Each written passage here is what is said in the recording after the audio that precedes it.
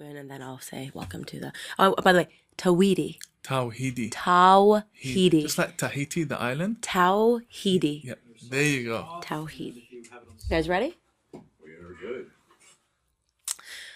Okay, guys, we are rolling into another episode of the Candace Owens Show.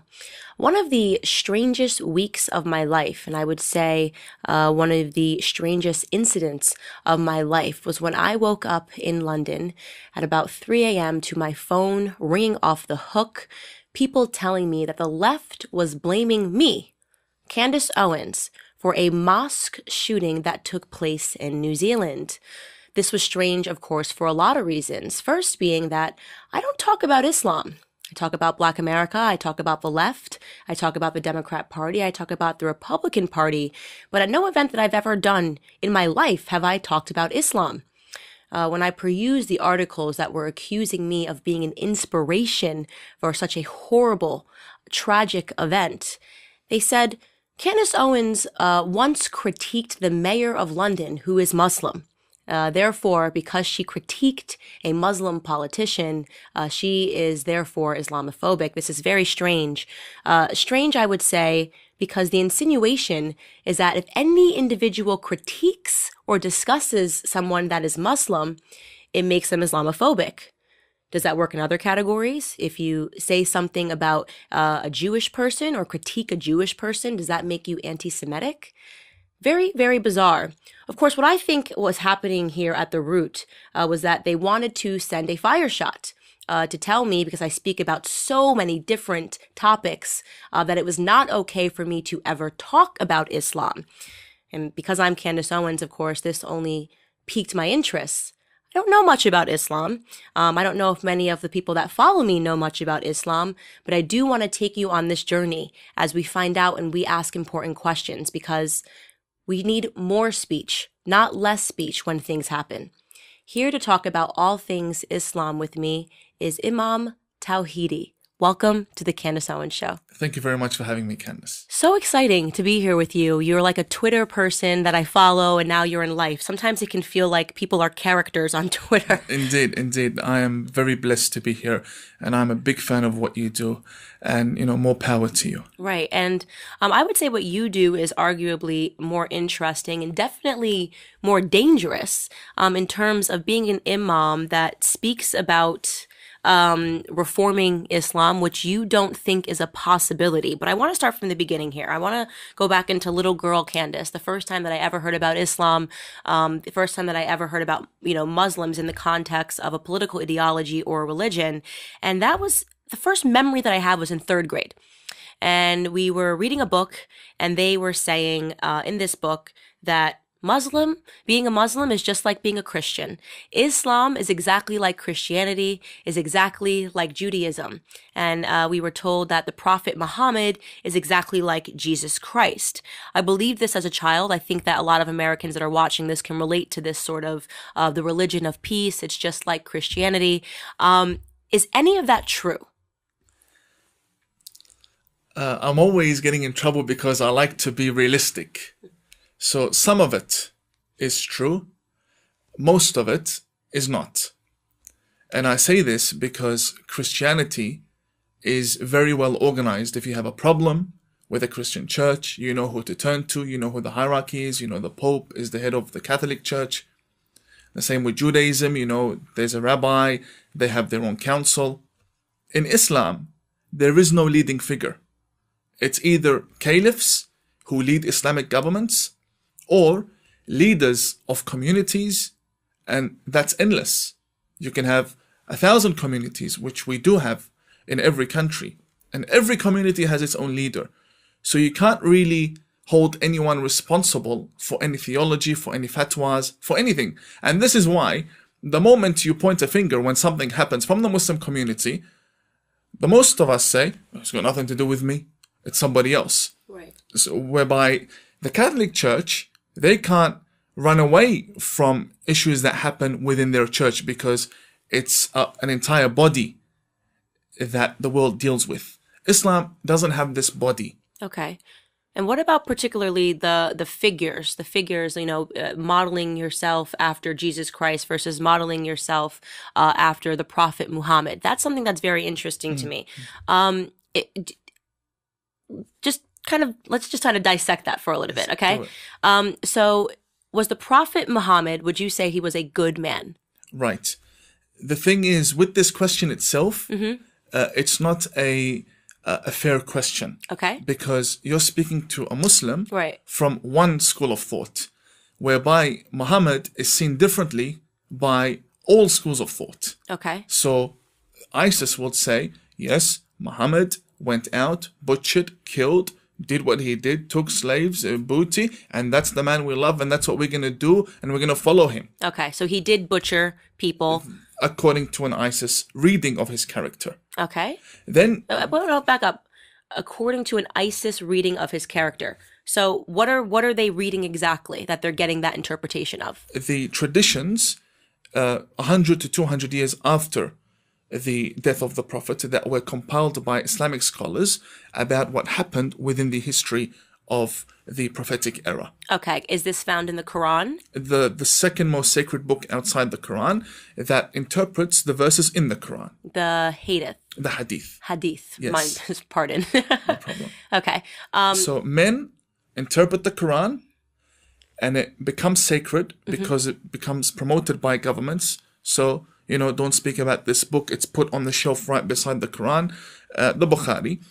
And it influences all other Islamic denominations, including the Shia school of thought, which I belong to. And ISIS, for example, come and say, this is how Muhammad was, and we're going to follow him. Not only Muhammad, this is how Muhammad was, and his caliphs. So if the caliphs are like that and they lived with him, then it's definitely how he was like.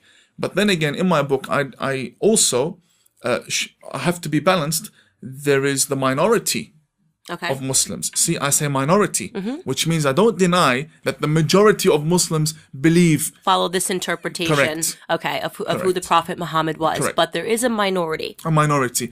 And when I say majority, I'm not speaking about the majority in schools of thought. So I'm not saying the Sunni Muslims. I'm saying the majority of Sunni and Shia Muslims believe that Muhammad was a man who went out for jihad and had no mercy whatsoever. And I'm not saying they believe it because they studied it. I'm just saying they revere books that hold these traditions. So an average Muslim, if you question them on the street and you say, is it true that Muhammad was a terrorist? They'll say, no. But in their own books, which they don't read because language barriers or they haven't been taught or only the Imam quotes it in Friday prayers, those books do teach, such as Bukhari, that Muhammad was a man who was violent. Right. He was violent. He killed people. He raped people. And what you're telling me is that the majority, there is a minority, which we're going to get to in a second, but the majority of people who follow this understand that. Not necessarily understand it, but they revere books. Okay. So just like how Christianity and Judaism, they have their holy books. Not everybody reads the entire book. Not everybody. But even those who memorize it, they just, like parrots, they repeat the words. They don't know what it's really saying. Okay. So yes, there is a reading of Prophet Muhammad, which is the most promoted one. The majority of people believe in. That is not a good reading. It's a violent one. Okay. Then we have to give right to the minority. Okay. Because the minority, they also have a voice. Why only focus on the extremists? Because they have more money, so they can print more, they can get into government, they are more powerful, so their brand gets more attention. But the minority also deserve to be heard, and the minority believe that Prophet Muhammad was only continuing what Jesus had come with, what Moses had come with. And yes, there were times of conflict, but it was in self-defense. And that's their reading of the Prophet Muhammad. Okay. Someone like me, I am a social reformist, not a reformist in religion. I focus on changing the Muslim society, the Muslim mentality, because I see it is not only capable of being changed, it is already changing. And I can give you countries, the UAE, Oman, Kuwait, where Americans and British love to work there and live there and honeymoon there. And it's a Muslim country where they build synagogues and temples and churches. So a Muslim society can change. A Muslim religion can never change. Very So interesting. I say, if we have two sources, both authentic, both dating back to the same era, both reliable, why do you follow the violent one? Right. Why not follow the peaceful reading? Well, okay, so you're saying there is a minority of people that read this peacefully, but you are acknowledging that even under that interpretation, the Prophet Muhammad, there was in fact violence, right? So just to go back to my earlier question, it isn't fair to compare the historical figures of Jesus Christ No. and the Prophet Muhammad because Jesus didn't slaughter anybody. It's not right to compare, in my opinion, Whether in self-defense or not, Jesus not- never killed anybody. it's not right to compare any religious figure, any prophet or any messenger with any other messenger. And the reason why is because I come from a theological background. I know every message has its sacrifices and has its developments. And developments, it's a nice word, but it means wars, and it means battles, and it means exile, and it means fighting, and it means struggle and striving and conquering. Every religion throughout the history of time has had that, whether it be from the founder or his family members or companions. Okay. So it's not right to compare figures. Jesus in Islam is very, very revered, very sacred. Mary, the mother of Jesus, is considered the mistress of the universe, one of the mistresses of the universe. So she's very dear to Muslims, but why do they get killed and blown up in Easter? Sri Lanka, 300 people blown up, 700 injured. So there are contradictions with texts and applying them within the Muslim individual. Right. But there isn't. So, and I think the reason why I'm saying that is because throughout our education system, these figures are always compared. And I'm not sure that that's fair, right? So what they're saying to Christians is, you know, if you don't view the Prophet Muhammad like you view Jesus Christ, it's because you're Islamophobic. And that seems really bizarre to me when factually speaking, we have two entirely different individuals.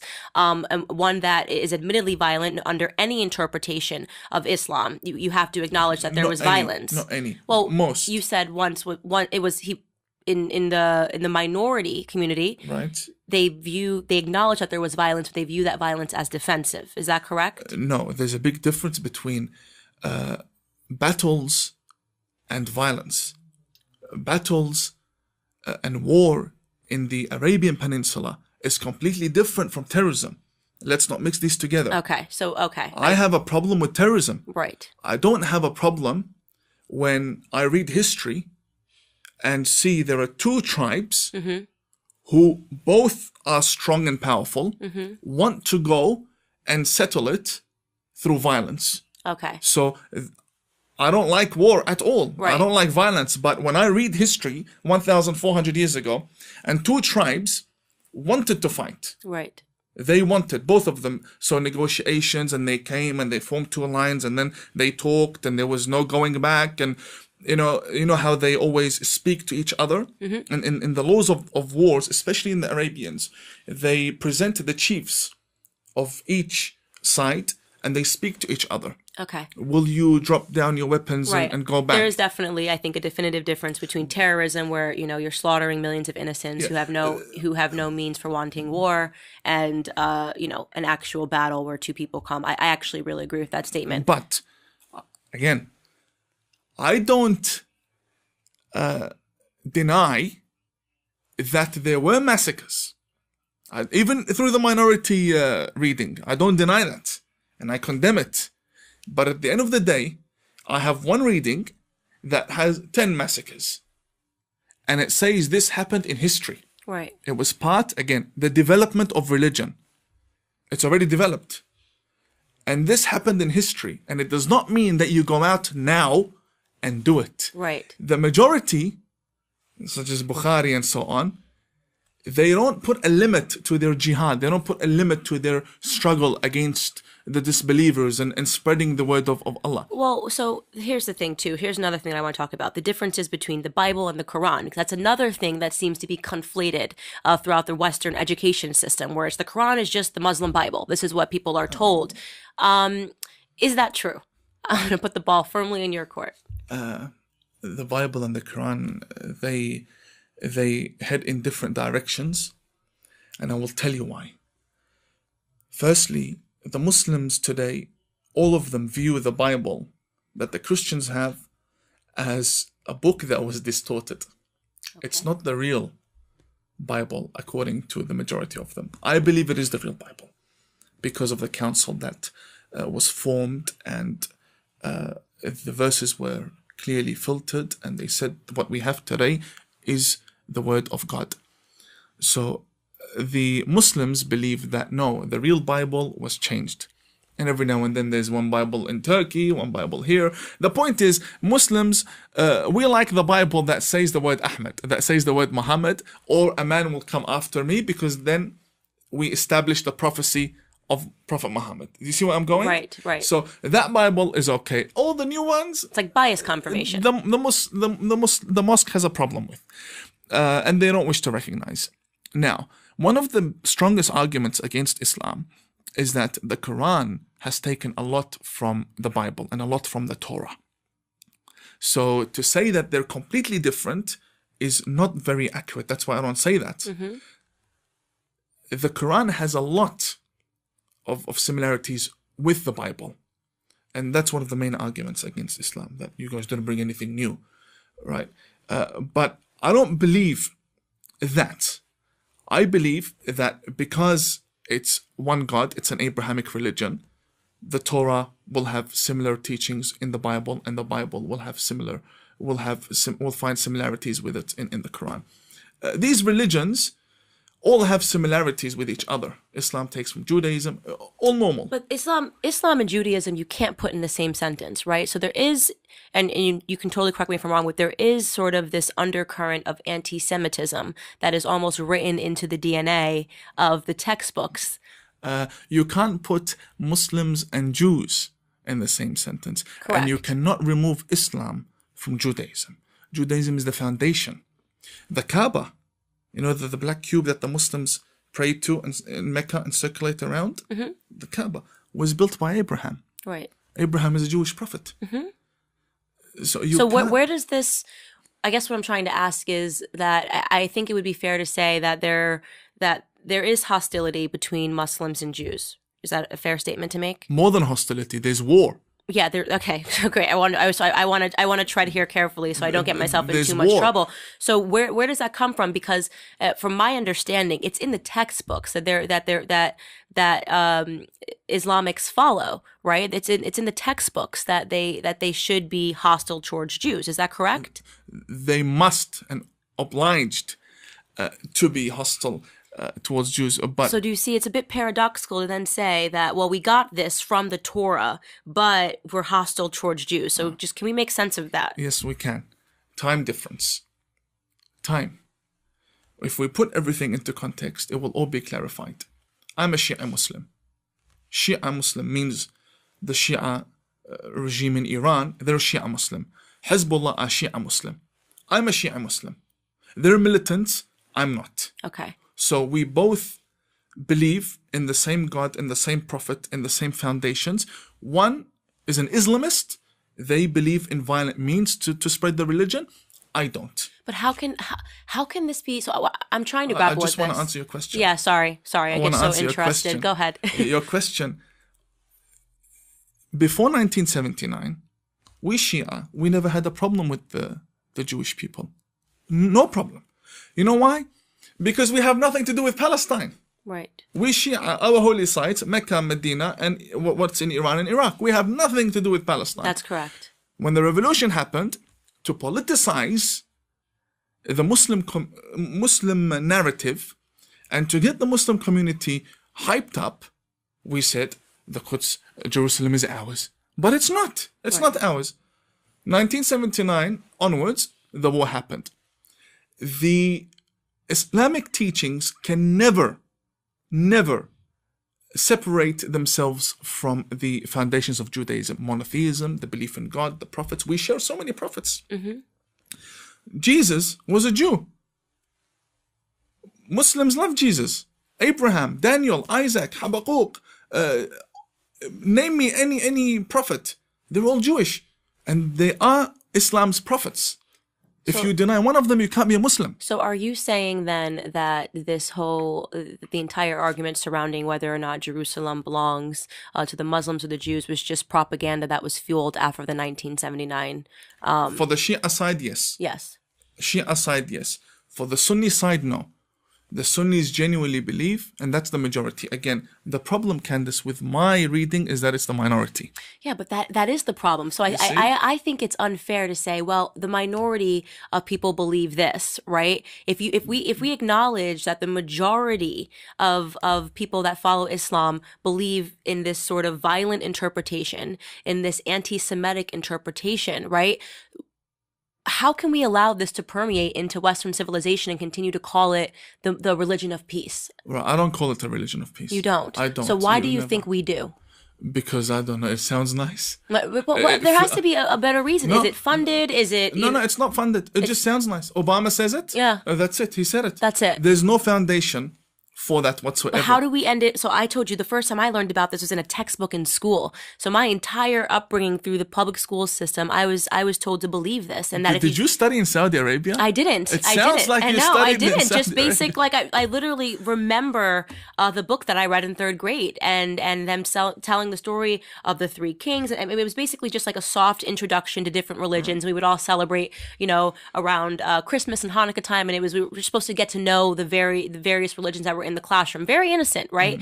But what's incredible to me is that everything that you're telling me is new, right? So if you ask the average American to say, do you know this about the Quran? Do you know this about the Hadith? Am I saying that correct? Correct. About the Hadith, they don't. We're largely ignorant about it. And yet, the second anything happens that is extremist or anything that's radical, the first thing that comes out of the mouths of every single person is that it's a religion of peace. And there's almost this sadness, and not the same sadness and sympathy that is given to Christians. No. So why is nowhere that? near. Largely because of the left and their agenda. What is their agenda? Their agenda is power. This is what it is. They don't care about any human being, any life. I have published a picture in my book of my uncle that was killed, burnt alive by ISIS. Oh. Why? Because... Oh, I said, wow. No, and why? Because the left funded ISIS. They did. And they've always done. The global movement of the leftists, the elite left, not only Hillary and Obama, the elite left have always been supportive of rebels to bring down governments and put their own socialist, globalist movements. That is true. That is Now, 100% true. They want power. Right. And whenever something happens, the left and the extremists, and we have to speak about their unity, the left and the extremists unite to bring down characters. And whenever there's chaos, unfortunately, us conservatives and the center-right never really take advantage of chaos. Chaos can be used in a very clever way and can be misused. The left uses chaos to try and bring down Candace Owens. Right. What does she have to do with that? Well, because in New Zealand, somewhere right near Antarctica, someone went and killed people, and so she's responsible. What did she do? She criticized Mayor of London, not even in the same country. It's bizarre. If it wasn't in the UK, then we could say, perhaps we could look at this, but even then it would be ridiculous. But New Zealand? Have you even been to New Zealand? Never been to New Zealand. Never been to New Zealand. Never been anywhere close to New Zealand. Yeah, the left use chaos to bring down people. I believe this. Just like the Covington High School for Right. the children. Anything that happens, pick a target, unite against them, and try to bring them down. Right, and you're right. Bringing up the Covington is a different example, but it's true. They look for chaos, they look for craziness. We talk about the Parkland shooting, right? Something that's so horrific and so terrible and a tragedy that's felt by everyone, and yet they point to law-abiding gun owners and the NRA.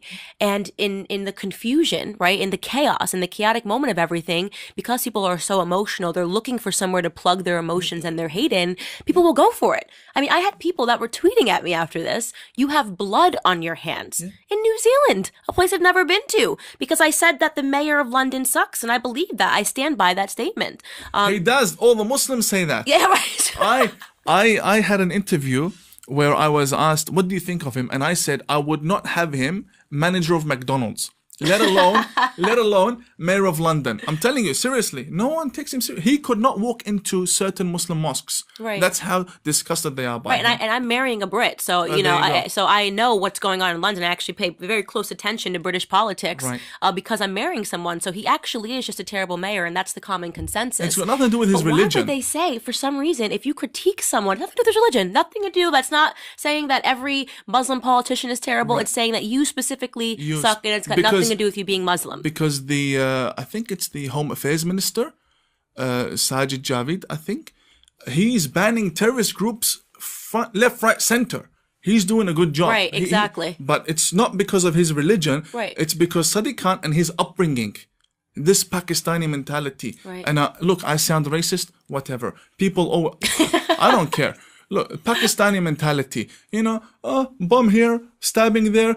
It's all normal, a big city. But that's my point about him, is that you know that the increasing in knife murders has gone up into the city, and it's actually tragic. You know, look at the numbers of what's happening in London, and yet rather than address that, he's critiquing Donald Trump. And I'm just thinking, where are your priorities? Where do your priorities lie? You're a horrible leader, and I don't think that you should be in office. It's got nothing to do with you being Muslim. And similarly, there's this belief, or the left has this belief in America that people can't critique Ilhan Omar, which you do a lot of critiquing of her. And I'm in love with her. Yeah, right. And the second you say anything about her, they say that you're Islamophobic. No, she's anti-American. I don't want any person that is anti-American to be in any leadership roles in America. That should be common sense across the board. If somebody is hostile to your country, why would you want them in a leadership position? I have that critique of other people that are not Muslim, right? People that are running as Democrat candidates for president that can't say anything nice about America. Well, if your consensus is that America is racist and xenophobic, homophobic, and we need to undo everything that we've done in America, I don't think you should be at the forefront of it. I don't think that that's Islamophobic. I don't think that that's anything but common sense. I'll tell you something. When I first heard that two Muslim women were running for Congress, Rashida Tlaib and Ilhan Omar, I was so happy. Honestly, I was so happy. Interesting. I said, now we will have Muslim women who are going to, you know, be professional and spread peace and show Americans that there's more than just 9/11 to Islam. There's more than just CARE and more than Qatar. We are going to bridge between Americans and the Muslim people. Because that's what any sensible Muslim would do. The first thing is you come in with your headscarf and you want to show the world who you are, especially the US Congress. You're the focus of the global media. And then I'm like, oh my God. She sent it back. I wanted her, or I thought that she was going to be different from the extremists. She's exactly like them with lipstick. That's what I call her, ISIS with lipstick. Wow. Same ideology with lipstick. Right. Yeah, same. Literally. In her head, same thing. The US forces that went to Somalia, they're the terrorists. Right? Not the ones they fought. No, they are the terrorists.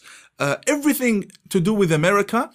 When she's speaking about Al-Qaeda, she's pissed off and angry at the university lecturer who she says she took terrorism classes. She probably means anti-terrorism classes. Her lecturer, when he mentions Al-Qaeda, he mentioned it in a very negative tone. Al-Qaeda, right? Hezbollah. And she was upset that he never mentioned America with the same attitude, you know, America, as though America is the real Satan. Right. You know, and this is the problem with Ilhan Omar. Ilhan Omar is, well, not just Ilhan, all of the Islamists, they are using democracy, but they don't believe in democracy. Of course they don't. Of course They don't believe in democracy. Even the reformists. The reformists who tell you we don't like ISIS because we believe in democracy. That is a delusion. It's not right. Right. Because a Muslim has to believe in what the Quran says. And the Quran says you have to rule and judge only by the word of God. There's no separation of mosque and state in Islam. Claiming that is something outside of religion. Right. So Ilhan Omar, to sit there, firstly, I'm going to be frank with you. You're the only person I could be frank with like this. Firstly, she shouldn't be outside of her house without her husband's permission or her dad's permission. And this issue needs to be shown to the Muslim community that I, the father of Ilhan, allowed my daughter to leave the house every single day or whenever she wants. This in Islamic law, in Sharia law that she promotes and loves and believes in. She cannot wear makeup. She can't. I don't want her to wear makeup. Because she's saying that I'm a Muslim and I'm wearing this because Allah wants me to, but Allah doesn't want you to put fashion and show your beauty, whatever the beauty is, to show beauty, right, in front of a stranger. Right. That's written into Islamic in law. Islamic jurisprudence, in law. Right. She's the one who promotes Sharia law and she's violating it in front of everyone. Interesting. So, number one, she can't dance in public. When she won, she danced in public. Right? She can't speak to strange men. Every day she's sitting in Congress speaking to strange men. All of these laws are violating Sharia law. I don't believe in Sharia law. Right. I want all women wear makeup, dress however you want to dress, run for office, have equal rights, whatever. I'm for that. But don't come and tell me I believe in Sharia law and therefore you have to respect me and then violate Sharia law. And when I point the finger, you call me Islamophobe. Right. So let's actually talk a little bit about Sharia law, because I don't think a lot of my listeners know too much about it. And I know that when we try to have a conversation about it, it gets censored and people, like you said, call people Islamophobic. What is Sharia law?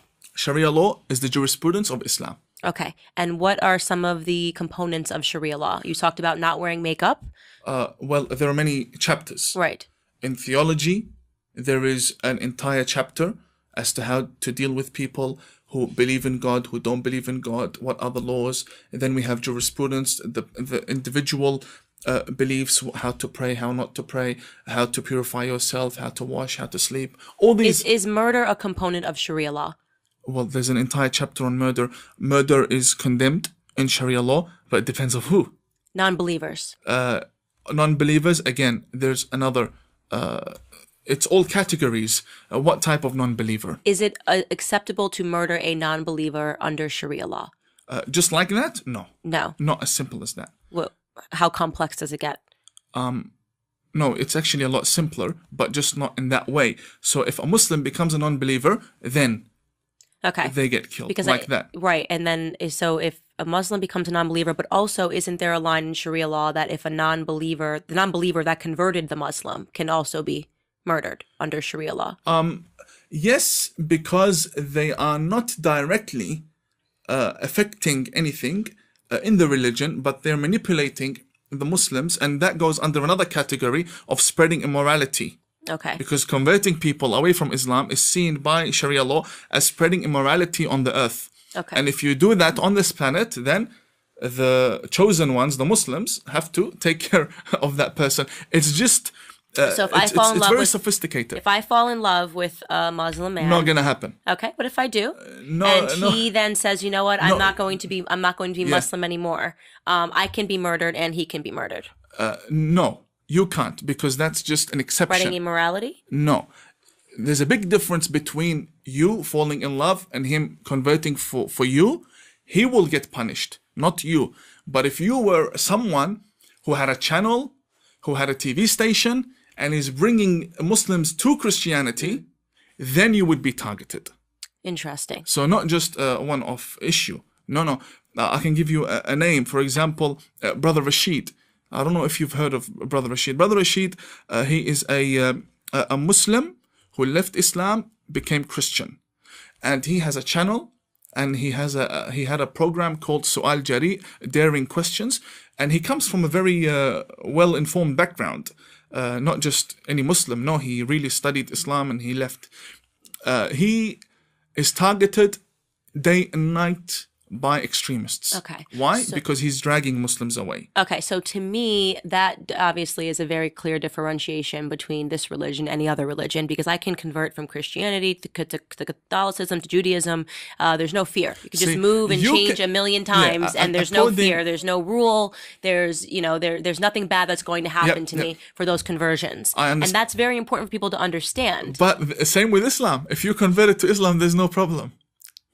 To, but not out, right? No. Yeah, converting into, easy, converting out of. And by the way, just for your viewers, I'm not here promoting Sharia law. I'm just No, explaining. we're just talking about it. We're talking about Yeah. what they believe. You do not believe in Sharia law, so I want to make that super clear to everybody that's please. listening. And I'm so happy that you're so willing to talk about this, because Americans need to know this. Western society needs to know this, and I think I don't know what the impetus is behind there being so many lies and an unwillingness to discuss the religion, but that actually scares me, because as I say, you need more speech, right? So if we don't understand something, we can talk about it. There should be nothing that's above intellectual debate. And with this birth of anti-Americans in our holding congressional seats, you know, with Ilhan Omar and with Rashida Tlaib, and look, outside of Muslim, with Alexandria Ocasio-Cortez even, they view Americans as cancerous. I really do genuinely believe that they hate America. And to see these people gather platforms and to see people following them and then being told that you can't critique them lest you're sexist, lest you're Islamophobic. It's funny they call me Islamophobic. I look like Osama bin Laden a little bit, don't I? Don't I? A little bit. Yeah, with my white turban on. Right. I could go as his brother. I could probably trick someone. Right, Tell him right, his brother. exactly. And they call me Islamophobic. Well, it's okay. They call me a white supremacist, so I don't really have that look going for me. But nothing's off limits to the left. It's just a complete lunacy. So you have stated that you believe that Islam will never be reformed. I want you to talk about that. Never, ever can it be reformed.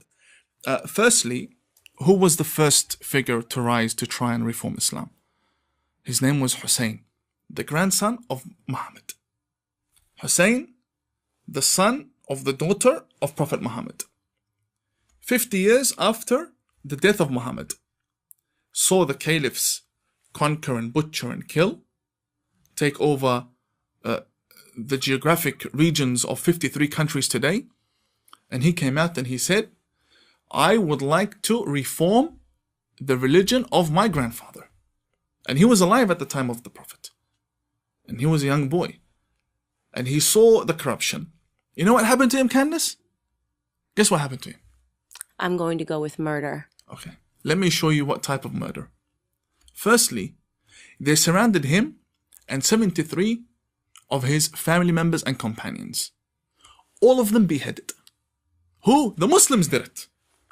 Not the Christians, not the Jews, the Muslims did it. And all you need to do is search Imam Hussein and read about it. In my book, there's a whole chapter. They butchered him, they killed him, then they sliced his body into bits and pieces. 70,000 soldiers came versus 72 men and women. And then they took the women hostage from Karbala, Iraq, to Syria, walking. Why? Because he wanted to reform the religion. Wow. He wanted to rise against the violent caliphs. And to them, this was a righteous killing. Of course, Under they the said, interpretation. kill this infidel. Right. Infidels. Right. Kill this, the son of Muhammad, the grandson. You know, in Arabic tradition, the grandson is the son. So they say, kill him. So if the grandson of the Prophet couldn't reform one fatwa, couldn't reform one mosque, couldn't reform one violent teaching, and they butchered him, you think me, 1,400 years later, come from Australia, you think I'm going to reform the religion? Or do you think someone sitting in Arizona can reform Mecca? This is nonsense. Do you worry about your safety? Of course I worry. You worry about your safety? I have a scar over here, look. A scar from all the attacks. My book, I've written about the struggles, my home being raided, my car being vandalized with machetes. I get punched in the face. All you have to do, Tawhidi attacked on Google. They come out. Look, Islam can never, ever, ever be reformed. Muslim individuals can. Islam as a religion cannot. Because, very logically, religion, according to Muslims, is the word of God. It came from God. No Muslim will leave what they believe to be the word of God and follow the word of Imam Tawhidi or the word of man. That's man-made. Right. Excuse me, that's man-made. And if it's man-made, then it's not what God wants. They want what is God's law, not what could be God's law. Two different issues. You're telling someone to completely convert. Reform is a conversion. Might as well go become a Jew or a Christian. Then never, never, ever. I say to the Muslim, let's be realistic. We have two readings of Islam and the Prophet Muhammad. Why go for the violent one? Why not read the minority teachings? That's what I say. The minority also, they also have problems. But, you know, they can be amended like how every other religion managed to amend the violent issues. It's on that level. Right. It's on that level. It can be dealt with. But the majority, you can't deal with it. Now, you say, first off, I just want to commend you on your bravery, because I think that that is one of the scariest things in the entire world, to know that your life is at risk because you're trying to talk about issues that are super important. I worry about you as well, to be honest. Yeah, people tell me that all the Because time. the left are more violent than even ISIS. I know. The left, look, ISIS and their friends in the West, they're determined amateurs. The left are organized. If they come after someone, then I really worry about you. Wow, that's actually really scary, and you're accurate. I forget about that, how well organized they are. Yeah, you know, I think it definitely gets scary, and when you see something like that, as bizarro as the New Zealand thing was, it really makes me aware of how big of a target is on my back. You know, because that was a real stretch, and the way that they've come after my family privately, and things of that nature. They try to keep it highbrow, but what we're dealing with is something that is violent and something that is dangerous. But the thing that gets me up every day is that I just have this belief that the minority community can be freed from this victim narrative, and I'm willing to do whatever it takes to bring that forth. And I'm what inspires you? What inspires me? Yeah, what inspires you to keep going? The change I see taking place. The change I see taking place. When I go into a Muslim community and the men and women, they're smiling, but they're afraid to run towards me, to shake my hand and take a picture. They're smiling. And when the clerics and the sons of clerics message me on WhatsApp and they say, hey, let's get together privately. Right. You know, not in front of everyone. And the clerics come to my house with gifts. This is someone who I expect would issue a statement against me, would give like a fatwa against me. Coming to my house, you know, with food, and my friends say don't eat it, it might be poison. But they're watching this anyway. But no, they're very nice people. But they're afraid of the majority of Muslims. So when I see this in my community, I become encouraged. Also, the bridges that I'm building with the Jewish community, with the Christian community, this keeps me going. Of course, you know, my transition wasn't as easy as many people would think. I had to go through a very lonely and quiet and long period of my time where I had to somehow detach myself away from the indoctrination of the clerics and the training and everything. Even at times, because you know I was trained to shoot, and at times when I go to the shooting range, I remember when I was a young boy how I would hold it, and these things, they bring back memories. Who trained you to shoot? When I was in Iran. Okay. And there's a video of me shooting. In fact, you might want to insert it. Right. I'm a really good shooter, and thanks to the regime and their people. And you said that you used to be an extremist. Fundamental, I would never speak to you 6 years ago. Wow. You would have, oh, no, this is treason. I would have never come here 6 years ago. Wow. Yeah, but now I'm reaching out to you. Yeah, there's something there is a weird parallel between you and I, in the sense that, like, I used to be a leftist or a liberal, and yet I have this awakening, and now I feel like it's incumbent upon me to deliver this message to my community, despite all the attacks that I go through every single day, because there is something bigger, and I'm encouraged by the same stuff that you say you're encouraged by, which is just, you know, I see so many other Black Americans, getting inspired and coming out and doing these things, and yes, I'm aware that I'm at risk, but I also feel that it's now or never. And we have to bring the world forward. We have to have these conversations, and we have to, get Black Americans off of this sinking victim ship. And I'm actually very encouraged to hear that you're kind of going through the same thing, and you kind of started. Obviously there's extreme differences here. But you did talk to me a little about before we got live. You said that you used to be an extremist, and you were married, and you got divorced, and you take full credit for the divorce because of your extreme views. Can you tell me a little bit about that? Yes, I was married to a wonderful woman who was raised in a fundamentalist society, and she had all of these teachings of wearing a full burqa, not even ninja, full black. Wow. And came from a prominent family. And, you know, I was the ideal husband, an extremist who spoke many languages, traveled the world preaching fundamentalist Islam. And then all of a sudden, he's taking pictures with rabbis. You know, he's taking pictures with bishops. female politicians. That's you can't explain it. That's a court case in Sharia law.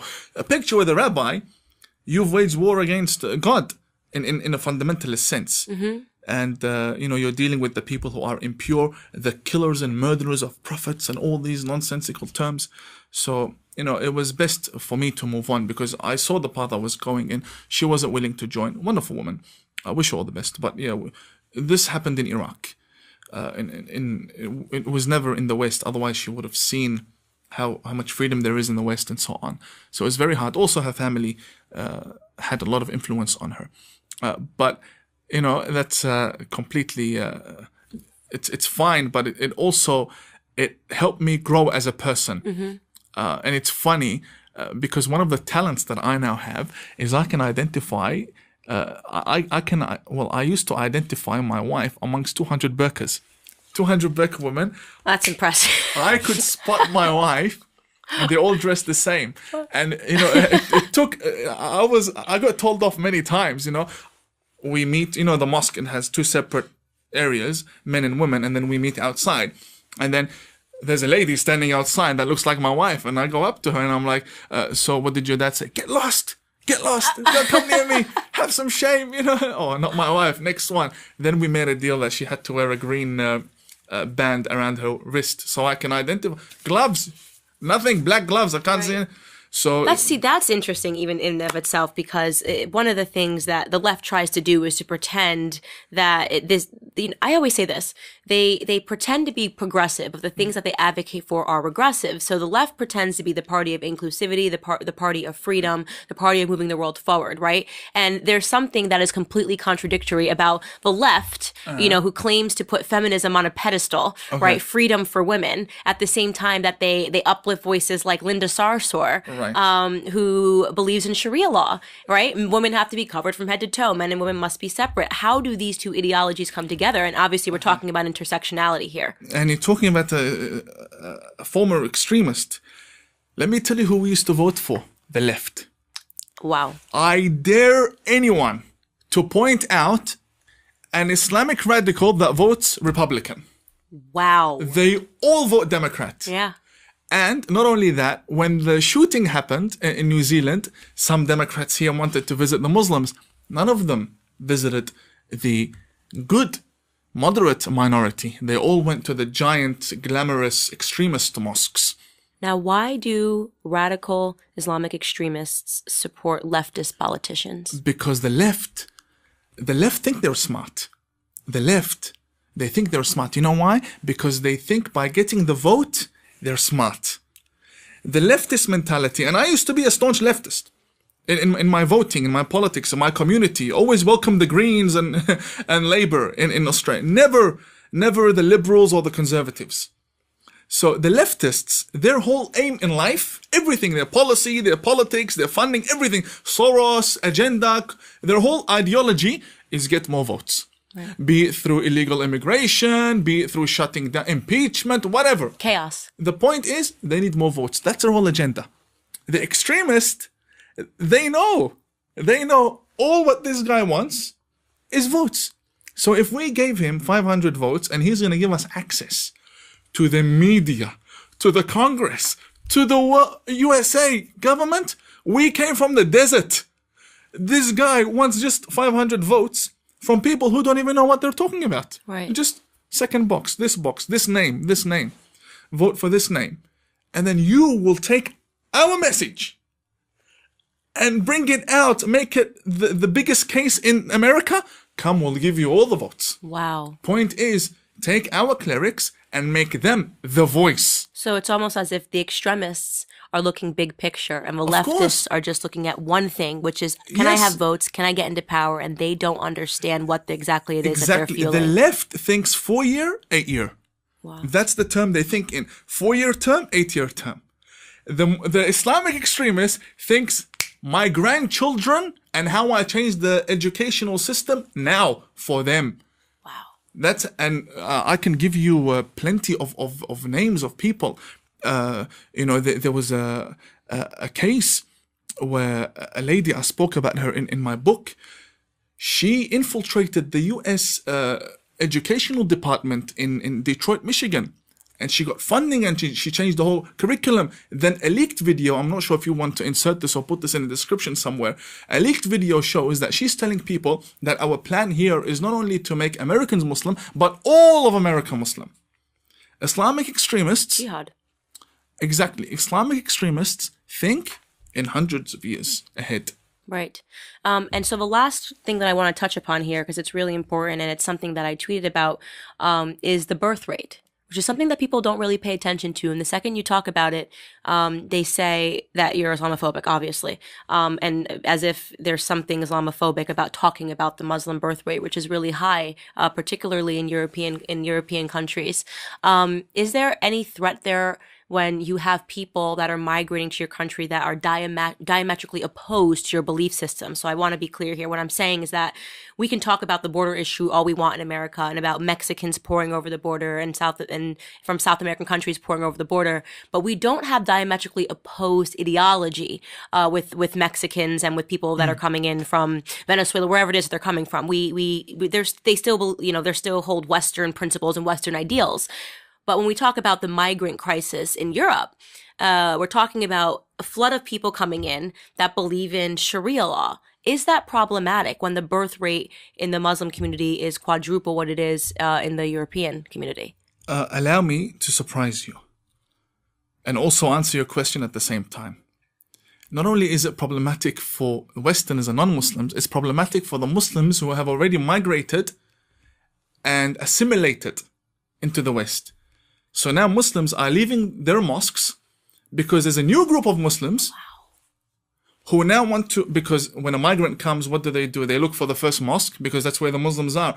They come into a Muslim community that's completely developed, doctors and engineers and, teachers, and they come from the boat, welfare, get a right, come into a mosque and expect to be accepted.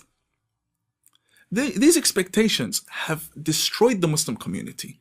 The Muslims themselves are suffering. Right, the assimilated Muslims. Yes, and sometimes we're not talking 5, 10 families. These are hundreds and thousands of families who are moving now outside the suburbs because they're sick and tired of running into people they don't like. We ran away from you to come here. Now you're coming back here. Right. And it's funny that you say that because I have spoken about it, but I had a Muslim roommate for 2 years. She was from Canada. Lovely, lovely girl. I mean, really just the kindest heart. We became the best of friends when we were in New York. And she would talk about this. Like she'd say, I'm Muslim, but, not like that kind of Muslim. She always made that differentiation. She went to mosque every Sunday. And, she definitely wanted to marry someone. Every Friday. Every Friday. Okay. Unless she had converted. And I'm pretty sure it was on the weekends she went. Well, it might be... on Sundays. Maybe Islamic classes. Maybe, they have lessons on Sundays. Look, you would know better than me, so we'll go with Friday.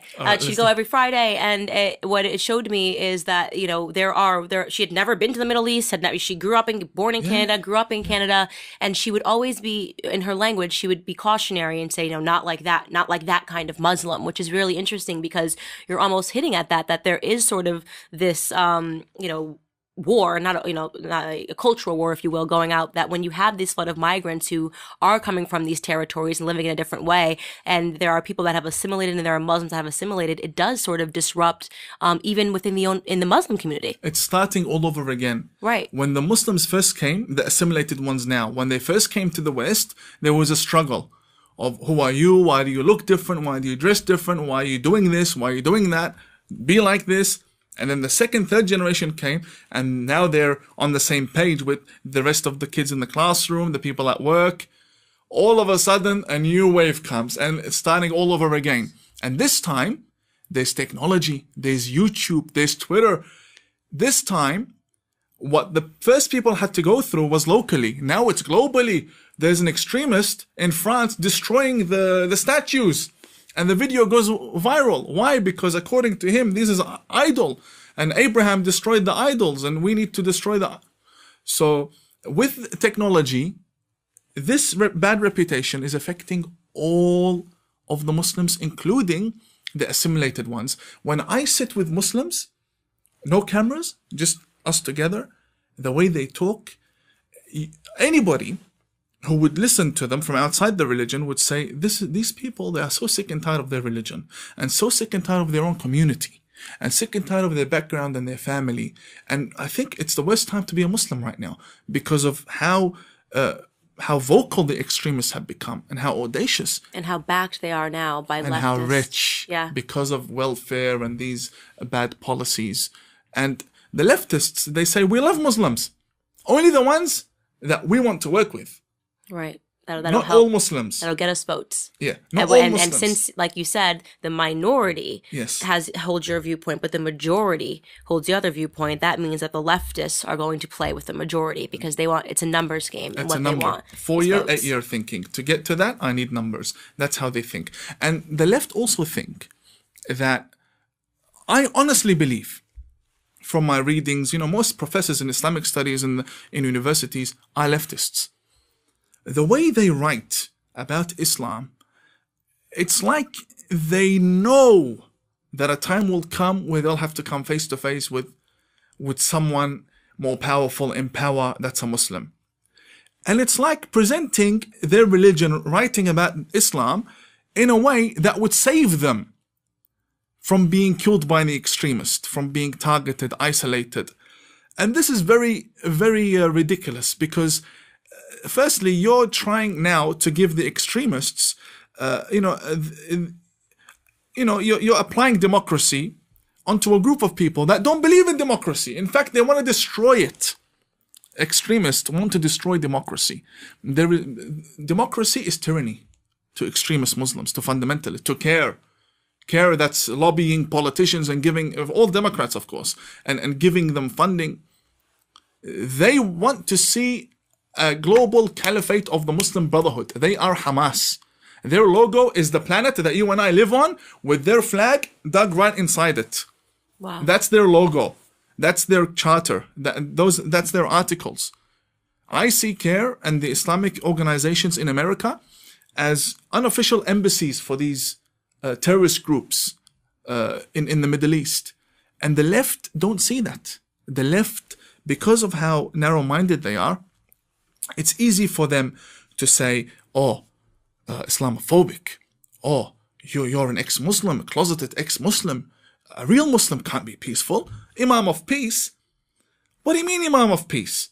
You can't be a real Muslim hugging rabbis? Really? Eating with Hindus and Buddhists? Muslims don't do that. Anjem Chaudhry, CARE, Ilhan Omar, they're the real Muslims. They're the ones, and everything they say that is ridiculous and disgusting, right? That's fine, because white guilt, we were the ones who oppressed them first. Now, Ilhan Omar isn't a danger in Congress. She's just a brown woman with an opinion. Why are you silencing her? The way they think is completely upside down. Right. And Ilhan knows that. They will think themselves right into oppression. Right into oppression. And when they bring Ilhan Omar on TV or Rashida Tlaib as to why are you creating chaos? Why are you attacking America, American values? Oh, because of my color. Oh, is it because of what I wear? Yeah. That's what Rashida Tlaib says. They're attacking her because of her color. No. Then again, David Duke comes out to say rally behind Ilhan Omar, who is the #1 guy against the black community, the KKK.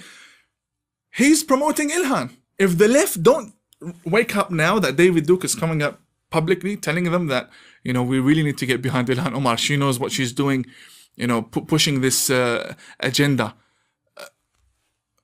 If they don't wake up now to see that, what is she doing that even David Duke is supporting her? So David Duke and the leftists are now on the same page. I think what we have to do is realize that because we have a fearful media and a mainstream media that is largely dishonest, that this is why I think that voices like ours are so important and what we do is so important, because we're just having conversations, but I think that we play the biggest role when it comes to waking people up. And just getting them to think, right? You don't need to know everything, but you need to be willing to discuss things and listen to different viewpoints. I want to commend you on your fearlessness. This has been so interesting, and we have to do it again. But we wrap up every single episode of the Candace Owens Show by giving you 2 minutes, and you can say whatever you want. You're going to look right into that camera and pretend that what you are going to say is going to fall upon the ears of every single person in this world, and you can actually make an impact. Are you ready for your 2 minutes of fame? Definitely. Okay. Ready? On your mark, get set, Imam Tawhidi. Thank you. I believe that the human race is heading towards an era where people really need to unite against the extremist Muslims. Today, I spent time speaking to Candace Owens, and there is something that brings me to this table today. And that is, I see a lady that comes from a community that the left and the extremists and the far left, the elite left, look down upon and think that because of her color, because of the community she belongs to, she needs to vote in a certain way and think in a certain way and speak in a certain way and dress in a certain way. And she rose above all of that and broke the shackles that they had placed onto her community to speak out. And now she's a voice of liberation for her community. I believe that Muslims can do the same. The left has always been a big part of terrorism in the Middle East, sponsoring their wars and sponsoring rebels. I believe if they also say to themselves that instead of me doing what the left want us to do, what the elite left expect from us to say, and how to vote, then we should also rise against the extremists and unite. Unite with the rest of humanity, be it Jews, Christians, atheists, Buddhists, whatever. Unite against the threat that is really damaging our Western societies. Candace, I thank you very much for having me on your show. It's so wonderful. God bless you. Really, I'm so excited to read this. This is like, thank you guys for watching the latest episode of the Candace Owens Show. I hope you guys enjoyed the conversation as much as I did. As many of you guys already know, PragerU is a 501c3 nonprofit organization, which means we need your help to keep all of our content free to the public. Please consider making a tax-deductible donation today. I would really appreciate your support.